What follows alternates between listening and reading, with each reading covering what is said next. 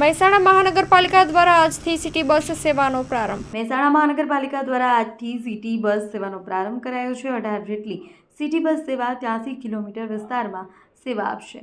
મહાનગરપાલિકામાં ભેળવવામાં આવેલા તમામ ગામને સિટી બસ સેવાનો લાભ મળશે. મહેસાણા સાંસદ હરિભાઈ પટેલ, રાજ્યસભા સાંસદ મયંકભાઈ નાયક, ધારાસભ્ય મુકેશભાઈ પટેલ, ધારાસભ્ય સુખાજી ઠાકોર ઉપસ્થિત રહ્યા હતા. લોકોને પ્રેરણા મળે તે માટે રાજ્યસભા સાંસદ મયંકભાઈ નાયકે સિટી બસ ચલાવી હતી. સિટી બસ ચલાવી રાજ્યસભાના સાંસદે લોકોને વધુમાં વધુ સેવાનો લાભ લેવા અનુરોધ કર્યો છે. અહેવાલમાં ન્યૂઝ મયુર પંડ્યા, મહેસાણા. સિટી બસ સેવાનો પ્રારંભ કરવામાં આવ્યો છે. કેટલા રૂટ ઉપર પડશે, કેટલા કિલોમીટર પડશે અને લોકોને કેટલું ભાડું ચૂકવવું પડશે? આજે મુખ્યમંત્રી શહેરી બસ યોજના અંતર્ગત મહેસાણામાં આપણે 18 જેટલી બસેસનું ફ્લેગ ઓફ કર્યું છે. એની અંદર આપણે અત્યારે 150 જેટલા બસ સ્ટોપ લીધા છે અને પ્લાનિંગ એ રીતનું કર્યું છે કે દર 15 મિનિટે દરેક સ્ટોપ ઉપર આપણી કોઈના કોઈ રૂટની બસ લોકોને મળશે. સાથે સાથે લોકોની સુવિધા માટે આપણે એક એન્ડ્રોઈડ ઉપર એપ પણ બનાવ્યું છે મહેસાણા મ્યુનિસિપલ બસ સર્વિસનું, અને લાઈવ પણ કરી દીધું છે. તો એમાં એપમાંથી જ લોકો ડાયરેક્ટલી રૂટ જોઈ શકે, બસનું લાઈવ લોકેશન જોઈ શકે, અથવા એમને જે નવી બસ પકડવાની છે એ ક્યાં છે અત્યારે અને કેટલો ટાઈમ લેશે એ પણ આ લોકો જોઈ શકે. સાથે સાથે એપમાંથી જ લોકો પોતાનું ટિકિટ પણ બુક કરી શકે. એ મુજબ આપણે આયોજન કર્યું છે અને બસ આજે આપણે શરૂ કરી છે. એટલે આવનારા 3 દિવસ સુધી આપણે બસ સર્વિસ લોકોને ફ્રી આપવાના છે.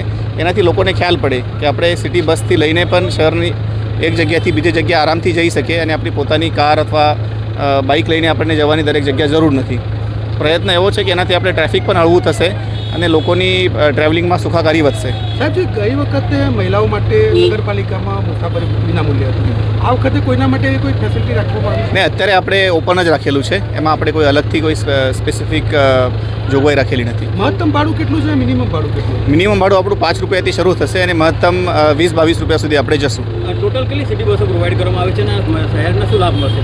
અત્યારે આપણે 18 બસોથી શરૂઆત કરી રહ્યા છે અને ભવિષ્યમાં આપણને એનો રિસ્પોન્સ જોઈને આપણે 36 સુધી અત્યારે આપણને મંજૂરી મળેલી છે. તો હજી 18 બसेस આપણે વધારી શકાય. સિટી બસોને સર મહેસાણા રસ્તા જોઈએ પ્રમાણે ટ્રાફિકની સમસ્યાનો શું છે? એનો મતલબ કે નડશે ખરા સિટી બસનો ટ્રાફિક? મેં એટલે જ આપણે સિટી બસ લોન્ચ કરી છે કે જે લોકોને દરેકને પોતાની કાર લઈને બહાર પડવું પડે છે, ટ્રાફિકની ઇસ્યુ થાય છે, પાર્કિંગના ઇસ્યુ થાય છે. એટલે સિટી બસ આપણી શરૂ થાય તો અમને આશા છે કે એનાથી થોડી આપણને રાહત મળશે. સર, જે કમળપથ માટે આયોજન થઈ રહ્યું છે, જે બાકી રહેલો કમળપથ છે, આ કમળપથ ક્યારે બનાવવામાં આવશે? કેટલા ખર્ચે બનાવવાનું આયોજન છે અને એનાથી લોકોને શું ફાયદો? મહાનગરપાલિકા બનવાથી શહેર મોટું થયું.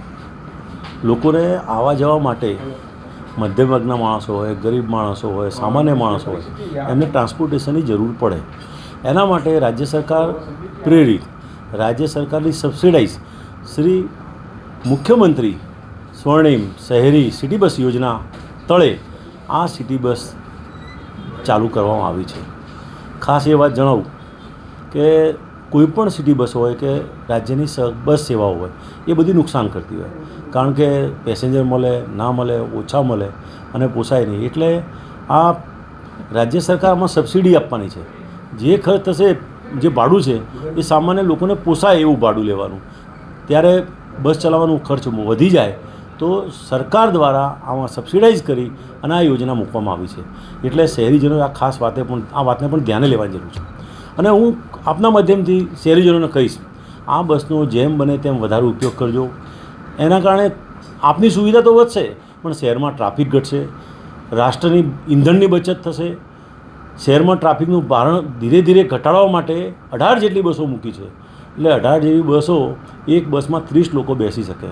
એટલે 540 લોકો એક સ્ટેશનથી બીજા સ્ટેશને જવા માટે જો બસનો ઉપયોગ કરે તો 18 બસ, અને 540 લોકો ટુ વ્હીલરનો ઉપયોગ કરે એટલે 250 ટુ વ્હીલરની ગરજ સારશે આ 18 બસો.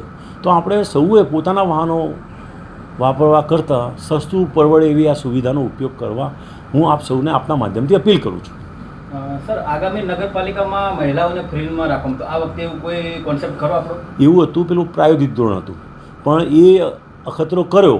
એ અખતરામાં એવું હતું કે બહેનો જ આખો દિવસ ફર કરે અને બહેનો ના ફરે તો પણ પેલા સિટી બસ ચાલકને પરવડતું હતું, અને બહેનોની સંખ્યા દિવસે દિવસે ઘટતી ગઈ.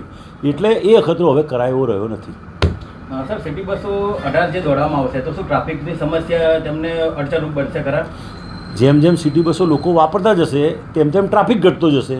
એટલે એમની જે અડચણની સમસ્યા છે એ પણ દૂર થશે અને શહેરમાં પણ ટ્રાફિકની સમસ્યા દૂર થશે. આ એકબીજાની પૂરક બાબત છે.